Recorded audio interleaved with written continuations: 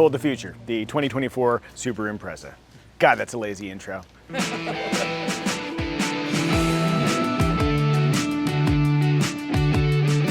Quick cuts are exciting for video editors, but they make it hard to know what a vehicle really looks like. So let's cool things down, take it down a notch, and really stare at the new 6th generation Impreza.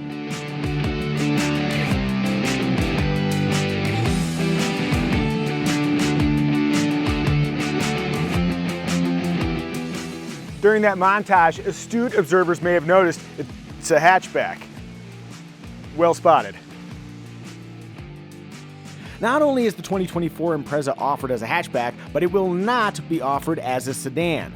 So, sadly, car buyers will have to make do with the superior cargo flexibility of a hatchback. Sorry, America.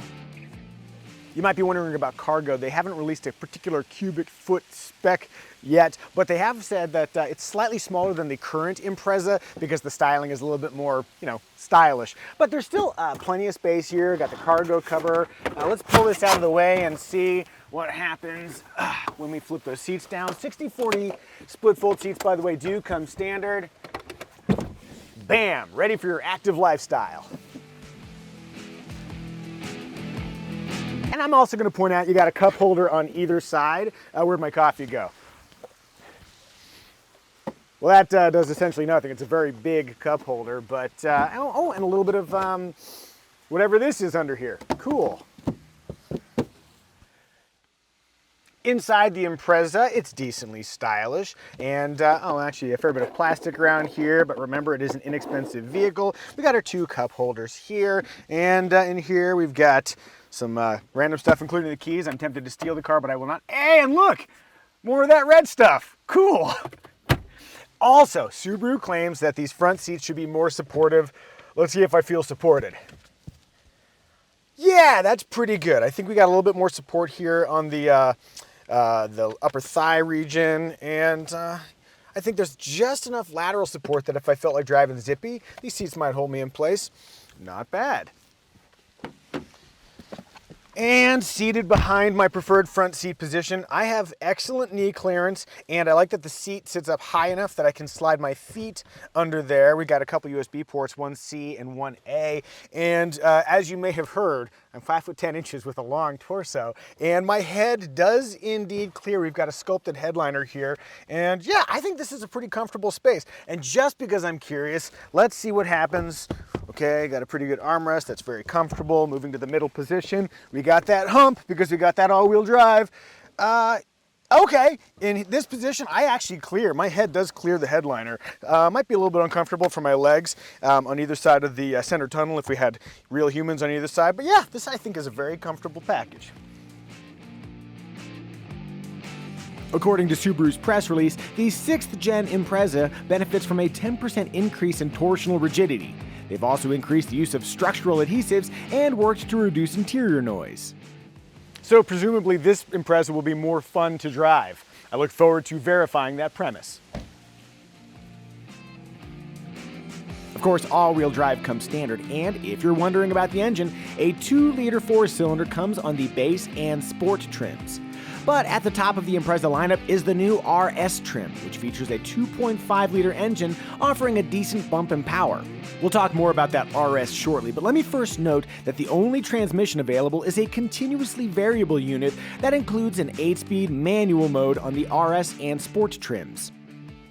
I will now pour out some of my drink for the departed manual transmission Impreza, and I will point out that if you want something in roughly the same form factor, but you do want a manual transmission, you can still get one with the WRX. Manual.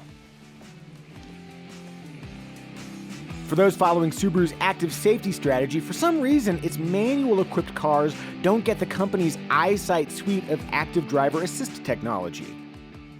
And before you leave a comment saying, oh, you can't add a feature like automatic emergency braking to a car with a manual transmission, go check out the Honda Civic Si.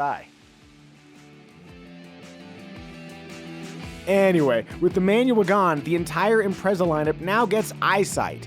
The system has been enhanced with a range of improvements, including a wider field of view, imparting all 3 trims with lane keeping assist, dynamic cruise control, and automatic emergency braking with bicyclist and pedestrian detection. And on models with blind spot warning, there's a feature that can help drivers steer around danger at speeds less than 50 miles per hour.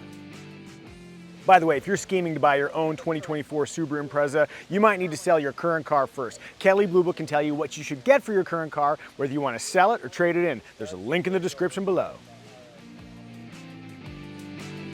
Okay, as promised, I will now talk about the RS trim. In addition to extra power, it also includes gunmetal and fake carbon fiber interior trim, aluminum pedals, along with 18-inch dark gray wheels, stylized side skirts, and of course, RS badges, plus a range of other enhancements. In base form, the Impreza includes dual 7-inch infotainment screens, dual-zone climate control, and, as previously mentioned, a robust suite of driver assist features. Move up to the Sport or RS trims though, and you'll get 18-inch wheels, Subaru's SI Drive Performance Management System, Smart Key Access, plus a Sport Tune suspension, and this 11.6-inch infotainment screen offering over-the-air updates and wireless Apple CarPlay and Android Auto. You've got big icons, you got a knob here and here for volume and tune, you got buttons here for climate control. This whole interface works really well in the WRX, and it works well here too.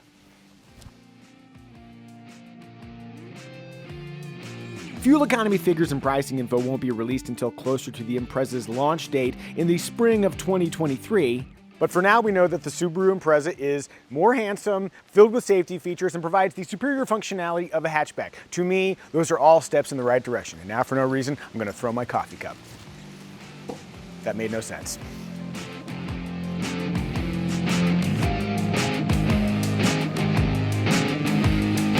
I picked it up. I'm not a litterer.